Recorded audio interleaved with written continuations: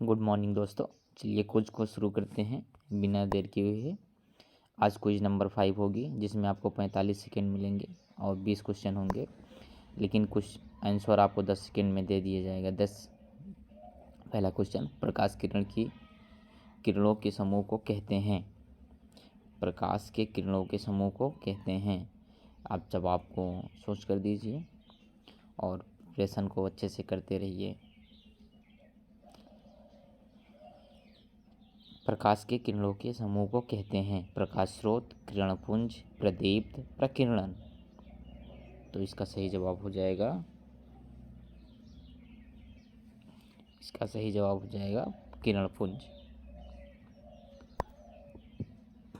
Question number 2 की तरफ चलते हैं। उत्तल लेंस की क्षमता होती है ऋणात्मक, धनात्मक, ए और बी दोनों, इनमें से कोई नहीं।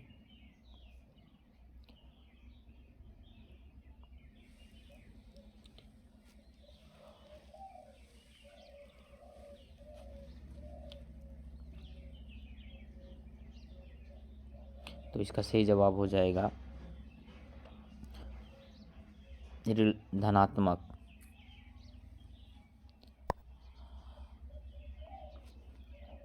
जस्ट विपरीत प्रश्न पूछ लिए गए ताकि आपको दोनों की कन्फ्यूजन दूर हो जाए।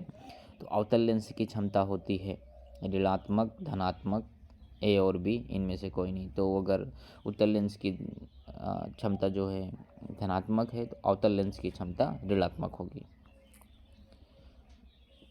क्वेश्चन नंबर 4, निम्न में से कौन सा पदार्थ लेंस बनाने के लिए प्रयुक्त नहीं किया जा सकता है? जल, कांच, प्लास्टिक, मिट्टी। इससे क्वेश्चन को सुन लीजिए। निम्न में से कौन सा पदार्थ लेंस बनाने के लिए प्रयुक्त नहीं किया जा सकता है? जल, कांच, प्लास्टिक, मिट्टी। तो ये क्वेश्चन सरल है, आप आसानी से इसे टिक कर सकते हैं। तो इसका सही जवाब हो जाएगा मिट्टी। क्वेश्चन नंबर 5, अक्ल मारी जाना मुहावरे का अर्थ है। अक्ल मारी जाना मुहावरे का अर्थ है बुद्धि भ्रष्ट होना, भ्रम में पड़ना, दुविधा में होना, बुद्धिमान होना। अक्ल मारी जाना मुहावरे का अर्थ है बुद्धि भ्रष्ट होना, भ्रम में पड़ना, दुविधा में होना, बुद्धिमान होना। तो इसका सही जवाब सोचकर बताइए। तो इसका सही जवाब हो जाएगा बुद्धि में भ्रष्ट होना।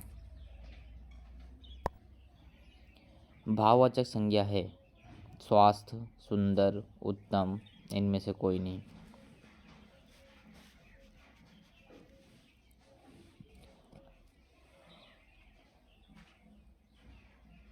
जिसमें भाव उत्पन्न होते हैं ऐसी संख्या को भाववाचक संज्ञा कहते हैं। स्वास्थ्य, सुंदर, उत्तम, इनमें से कोई नहीं। तो इसका सही जवाब हो जाएगा स्वास्थ्य। चांद की पर्यायवाची नहीं है।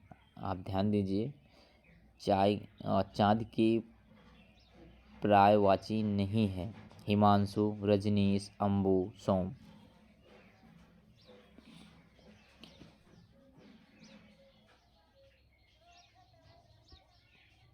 पर्यायवाची शब्द बोर्ड के पेपर में इम्पॉर्टेंट है, तो आपको जो इम्पॉर्टेंट पर्यायवाची शब्द हैं उसको देख लेना चाहिए। अगर आप कमेंट करते हैं तो मैं लिस्ट प्रोवाइड करा दूंगा। तो इसका सही जवाब हो जाएगा अंबु। इनमें से किस शब्द में एरा प्रत्यय नहीं है? इनमें से किस शब्द में एरा प्रत्यय नहीं है? कमेरा, कमेरा, सपेरा, सवेरा। कमेरा 2 बार आ गया है।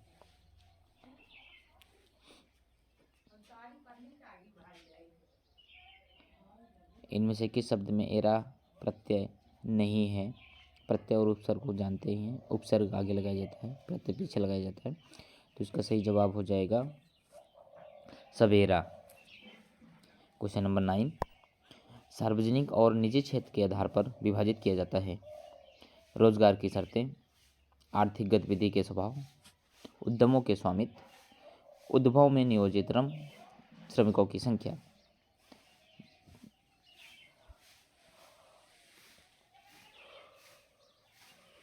सार्वजनिक और निजी क्षेत्र के आधार पर विभाजित किया जाता है। रोजगार की शर्तें, आर्थिक गतिविधि के स्वभाव, उद्यमों के स्वामित्व, उद्भव में नियोजित श्रमिकों की संख्या। तो इसका सही जवाब हो जाएगा उद्यमों के स्वामित्व।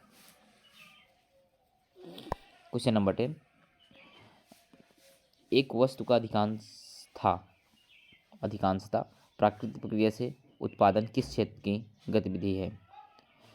एक वस्तु का अधिकांशता प्राकृतिक प्रक्रिया से उत्पादन किस क्षेत्र की गतिविधि है? यहाँ अधिकांशता रहना चाहिए था, अधिकांशता लिख रहा है, तो ये गलत है।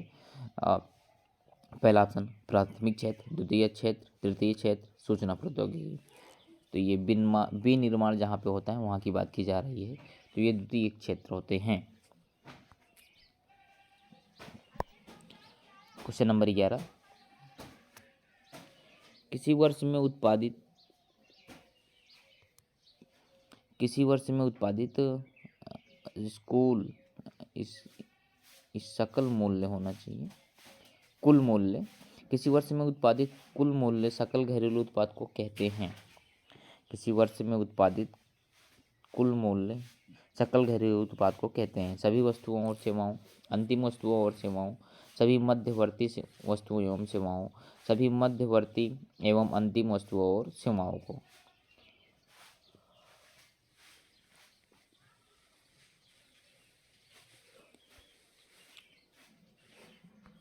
तो इसका सही जवाब हो जाएगा सभी अंतिम वस्तुओं और सेवाओं को। भारत में बड़े अनुपात में श्रमिक किस क्षेत्र में काम कर रहे हैं?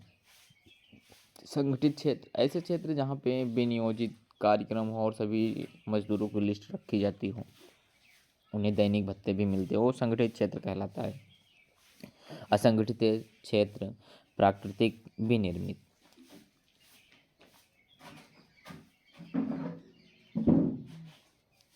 भारत में बड़े अनुपात में श्रमिक किस क्षेत्र में कार्य कर रहे हैं? तो इसका सही जवाब हो जाएगा असंगठित क्षेत्र। धन पूर्णांक 6a+5 से ठीक पहले आने वाला धन पूर्णांक होगा।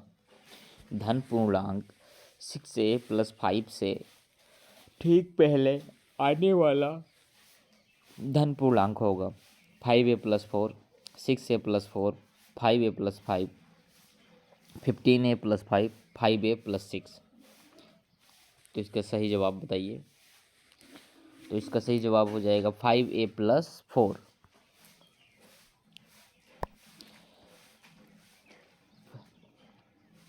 अपरिमेय संख्या है 22/7.69,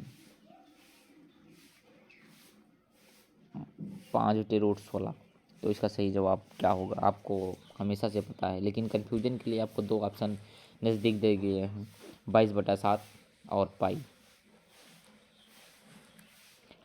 तो जब ऐसे ऑप्शन मिल जाए तो उसमें पाई अपरिमेय संख्या होती है।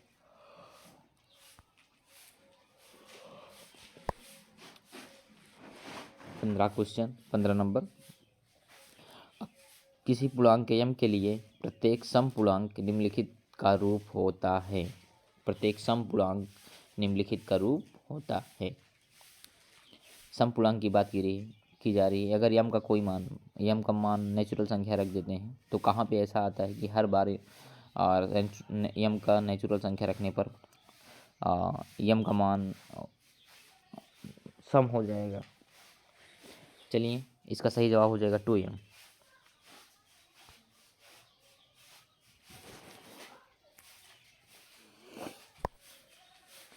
क्वेश्चन नंबर 16, संख्या n स्क्वायर माइनस 8 से विभाज्य है तो n एक है। पूर्णांक, प्राकृतिक संख्या, विषम संख्या, सम संख्या। संख्या n स्क्वायर माइनस 1 कामा लगाइए, 8 से विभाज्य है तो n एक है। पूर्णांक, प्राकृतिक संख्या, विषम संख्या, सम संख्या। n पे आप ऐसा कोई मान रखिए जो प्राकृतिक संख्या हो और उसका वर्ग कीजिए, उसमें एक घटा के आप 8 से डिवाइड करके देख लीजिए संख्या क्या प्राप्त होती है। तो इसका सही जवाब हो जाएगा विषम संख्या। Question number 17, what is the meaning of perish. ये क्वेश्चन रिपीट हुए हैं कई बार। What is the meaning of perish. Bloom, rise, glow, die.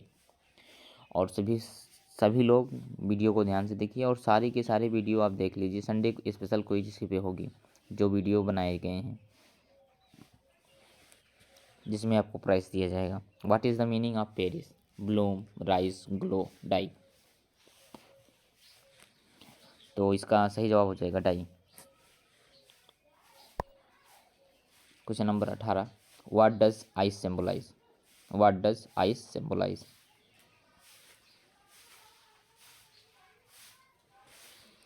What does ice symbolize. बर्फ किसका प्रतीक है। Love, hated, violent, Dzire, all of the above. What does ice symbolize. Love, hated, violent, Dzire, all of the above.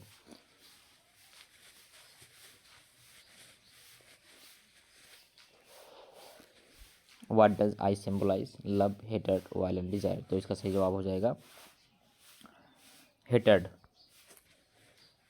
समय ज़्यादा ले लिया जा रहा है क्वेश्चन बताने में। Question number 19, what is the mean of destruction. Construction, destruction दोनों जुड़े हुए शब्द हैं। कंस्ट्रक्शन निर्माण करना होता है, डिस्ट्रक्शन क्या हो सकता है आप सोचकर बताइए। पहला ऑप्शन है विनाश, दूसरा ऑप्शन है मारना, तीसरा ऑप्शन है घृणा, चौथा पर्याप्त होना। तो डिस्ट्रक्शन का सही जवाब बताइए।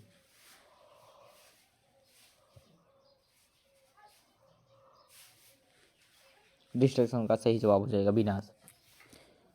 Question number 20, what is the mean of apartheid. Apartheid chapter number 2 Nelson Mandela से लिया गया है शब्द। तो आप लोग सभी वीडियो को देखिए और क्विज में ज़्यादा से ज़्यादा लोग सम्मिलित होइए। What is the mean of apartheid. रंगभेदी, उदय होना, चमकीला, पिछले। रंगभेदी, उदय होना, चमकीला, पिछले।